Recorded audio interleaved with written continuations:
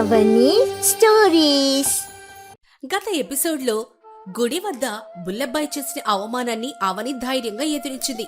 తన తండ్రి రాఘవయ్య పరువును కాపాడమే కాకుండా ఆయన పేరు మీదున్న 10 ఎకరాల పొలాన్ని సాగు చేస్తానని, ఇక్కడే ఉంటానని ప్రకటించింది. అయితే పొలం పనులు నేర్చుకోవడంలో భాగంగా నాకు ట్రాక్టర్ తోలడం నేర్పించు అని అవని సురేష్ అడిగింది. ఇప్పుడు ఈ రోజు ఏం జరిగిందో తెలుసుకుందాం. తెల్లవారుజామున వీరాపురం గ్రామం పక్షుల కిలకిల రావాలతో ఊరు ఇప్పుడిప్పుడే నిద్రలేస్తోంది. సురేష్ తన పాత ట్రాక్టర్ను పెరట్లో నుంచి బయటకు తీశాడు.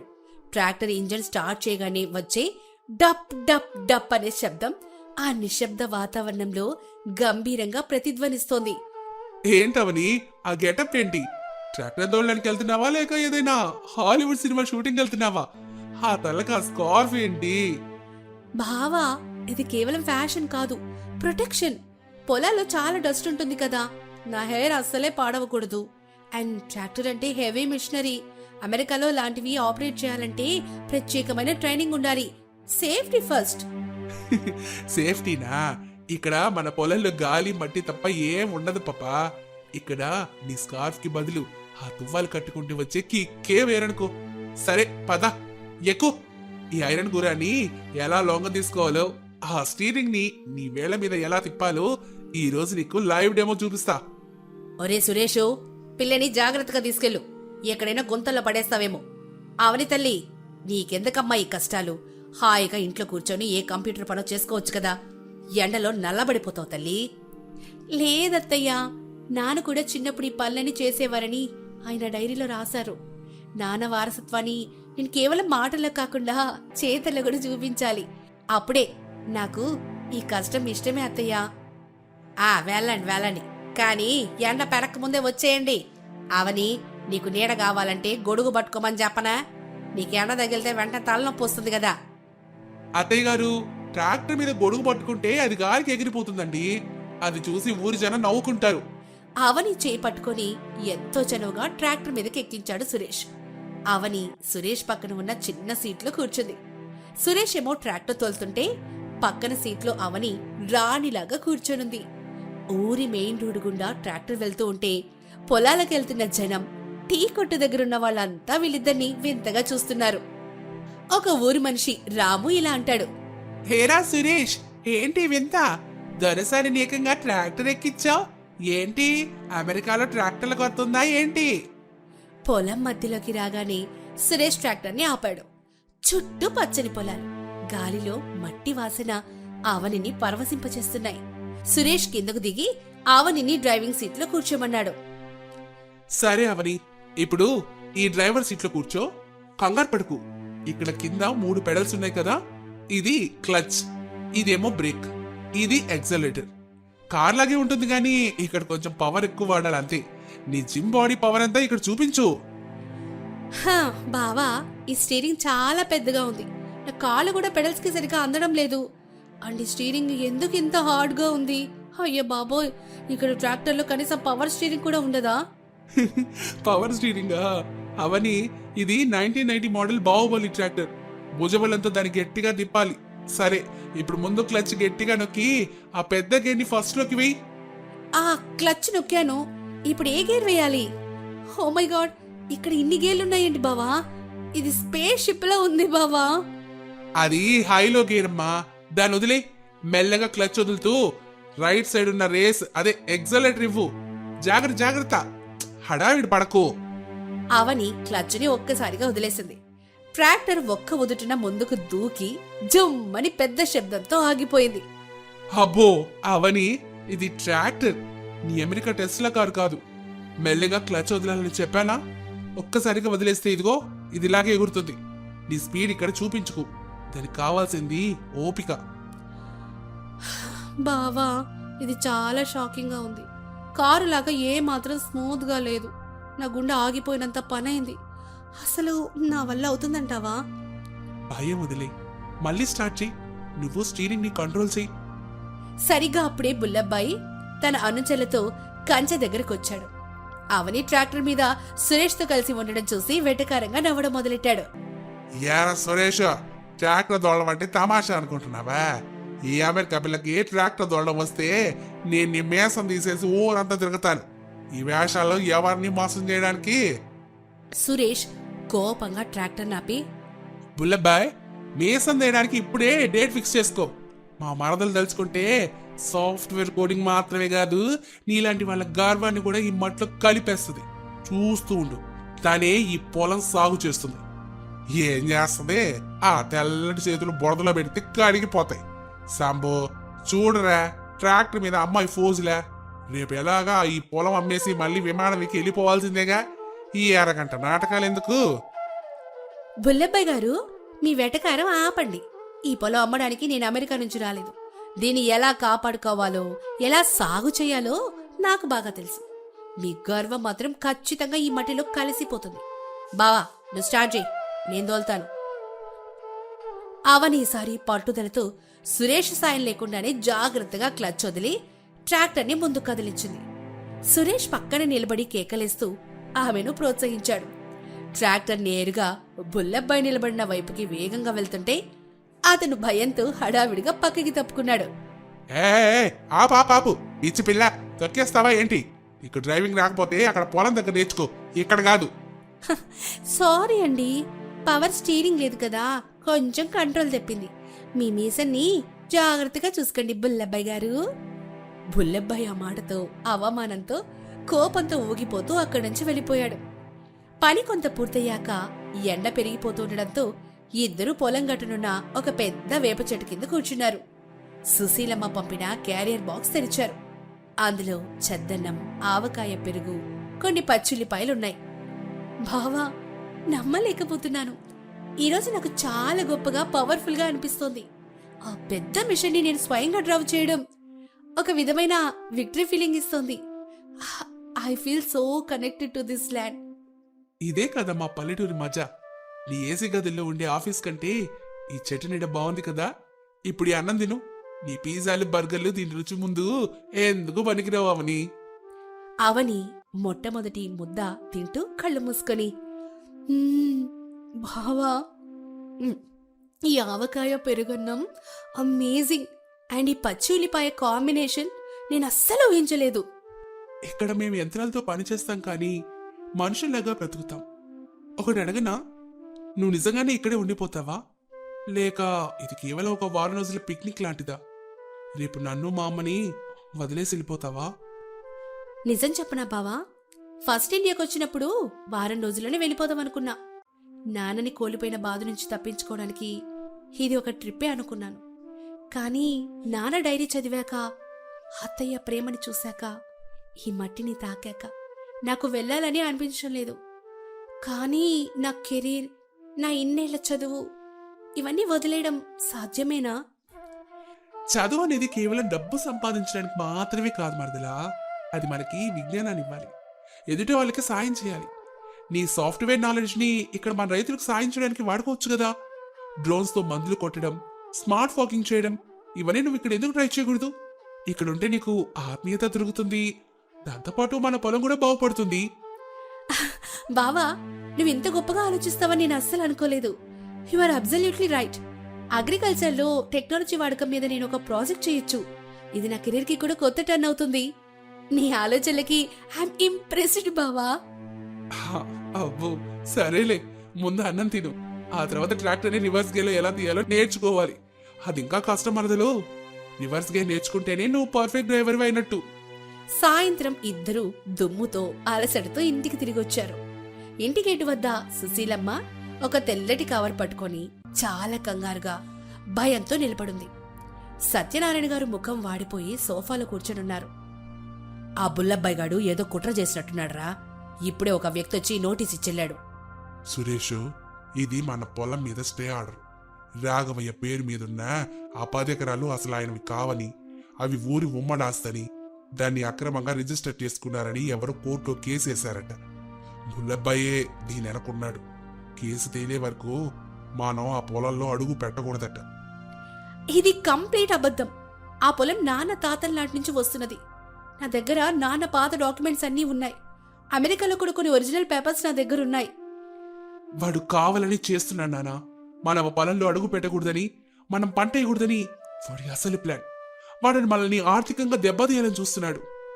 బావా, వాడు అనుకుంటున్నాడు నేను అమెరికా నుంచి వచ్చాను కాబట్టి నాకు ఇక్కడ రూల్స్ తెలియవని, నేను భయపడతానని. కానీ నేను కేవలం సాఫ్ట్వేర్ ఇంజనీర్ మాత్రమే కాదు, లా మీద కూడా నాకు కొంత అవగాహన ఉంది. నాన్న జ్ఞాపకాలను లాక్కోవాలని చూస్తే నేను మాత్రం ఊరుకోను. రేపే మన పట్టం వెళ్లి సీనియర్ లాయర్ని కలుద్దాం. నాన్న ఆస్తిని ఒక్క అంగుళం కూడా ఆ రాక్షసుడికి వెళ్ళనివ్వను. ఇది నా ప్రామిస్. నా మరదలు ఫామ్లోకి వచ్చింది. పద, ఆ డాక్యుమెంట్స్ అన్ని తీ. వాడి ఆటలు ఇక సాగవు. రాత్రి అందరూ భోజనం చేసి పడుకున్నారు. కాని అవని మనసు మాత్రం అలజడిగానే ఉంది. ఆమె మేడ మీదకెళ్లి వెన్నెలో నిలబడి ఆకాశం వైపు చూస్తోంది. మెల్లగా సురేష్ అక్కడికొచ్చాడు. ఏంటవని, అసలు ఏమైనా సాఫ్ట్వేర్ కోడ్ ఎదుగుతున్నావా? లేదు బావా, నాన్న గురించి ఆలోచిస్తున్నాను. నాన్న ఈ 10 ఎకరాల పొలంలో ఎంత కష్టపడ్డారో ఈ రోజు ఆ స్టీరింగ్ పట్టుకున్నప్పుడు నాకు అర్థమైంది. ఎంతో కష్టపడి సంపాదించుకున్న భూమిని ఆ బుల్లెపై ఎంత అన్యాయంగా లాక్కోవాలని చూస్తున్నాడు. నువ్వేం భయపడకావని. వాడెన్ని కుట్రలు చేసినా, ఎంతమంది పెద్ద మనుషుల్ని వెనకాల పెట్టుకున్నా ఈ సురేష్ నీ పక్కన ఉంటాడు. నువ్విక్కడ ఒంటరి దానివి కాదు. థ్యాంక్స్ బావా. నా జీవితంలో ఎప్పుడు ఇంతటి సపోర్ట్ ఎవరి దగ్గర చూడలేదు. అమెరికాలో అంతా ఇండివిజువల్గా ఉంటారు, ఎవరి కష్టం వాళ్ళదే. ఇక్కడ ఒకరి కోసం ఒకరు నిలబడ్డం, ఆ ఆత్మీయత నాకు కొత్తగా చాలా బాగుంది. అందుకేనేమో నాకు ఇక్కడి నుంచి వెళ్ళాలనిపించట్లేదు. సురేష్ ఆమె కళ్ళలోకి చూస్తూ, అంటే నన్ను ఇష్టపడుతున్నావా, లేక ఈ పల్లెటూరిని ఇష్టపడుతున్నావా? అవని సిగ్గుపడుతూ నవ్వుతూ, ట్రాక్టర్ నేర్పించినందుకు కొంచెం కృతజ్ఞత ఉంది బావా, అంతే. దాన్ని ఇష్టంగా మార్చాలంటే నువ్వు ఆ బుల్లబ్బాయిని ఓడించాలి. అది నీకు నేనిచ్చే మొదటి టాస్క్. అప్పుడు ఆలోచిస్తాలే. ఓహో, అంటే నాకు ఒక పెద్ద మిషన్ ఇచ్చావన్నమాట. సరే, నీకోసం వాడిని ఓడిస్తాను. రేపు మనం పట్టం వెళ్ళాలి కదా. గుడ్ నైట్ మరదలా. సురేష్ అక్కడి నుంచి అవని వైపు తిరిగి చూసి నవ్వుతూ వెళ్తున్నాడు. అవని మనసులో ఒక తీపి అలజడి. బావ మీద ఆమెకు పెరుగుతున్న గౌరవం మెల్లగా ప్రేమగా మారుతోందా? బుల్లబ్బాయితో గొడవ అవనిని తన మేధస్సుతో ఎలా గెలుస్తుంది? బుల్లబ్బాయి తదుపరి కుట్రేంటి? ఈ విషయాలన్నిటికీ సమాధానం తెలియాలంటే తర్వాత ఎపిసోడ్ చూడాల్సిందే. గత ఎపిసోడ్లో అవని పరిస్థితి విషమించి ఆస్పత్రిలో చేర్చబడింది. అనసూయ హార్ట్అటాక్ డ్రామా ఆడి సురేష్ను వెనక్కి రప్పించాలని చూసింది. కాని సురేష్ తల్లిని ఎదిరించి భార్య కోసం నిలబడ్డాడు.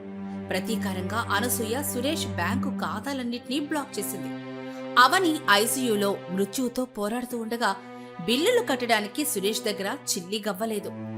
ఆ రోజు రాత్రి 8 గంటలు ఆస్పత్రిలో డాక్టర్ అవనిని పరిశీలిస్తాడు.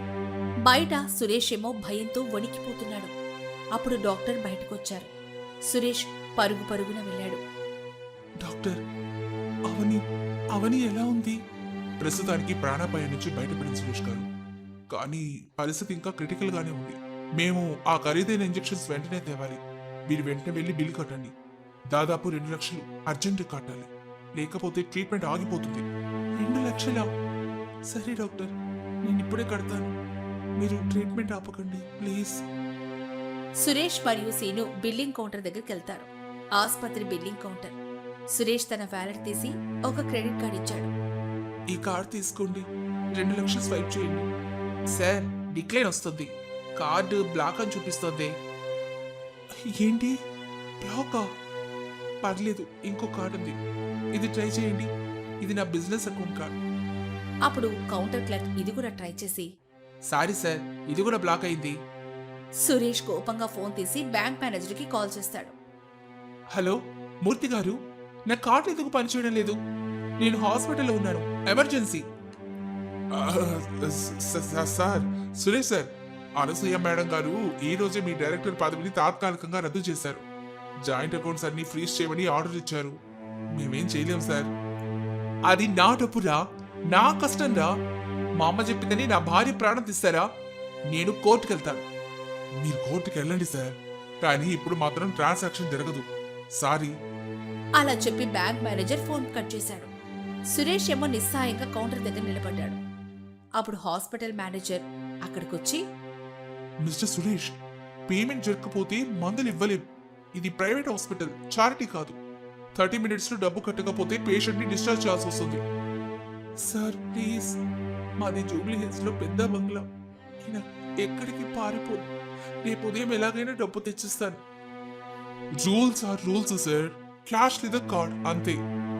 సురేష్ కళ్ళల్లో నీళ్లు తిరిగాయి. అప్పుడే సీను ముందుకొచ్చి మేనేజర్కి డబ్బులిస్తాడు. సార్ ఈగోటి, ఇందులో 15,000 ఉన్నాయి. ప్రస్తుతానికి మందులు ఇవ్వండి, మిగతావి రేపు తెస్తాం. 15,000?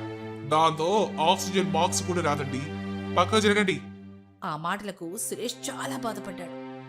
ఆ రోజు రాత్రి 9:30 అయింది. ఆస్పత్రి బయట పార్కింగ్ లో కూర్చొని ఏడుస్తూ ఉంటాడు. సీను పక్కన నిలబడున్నాడు.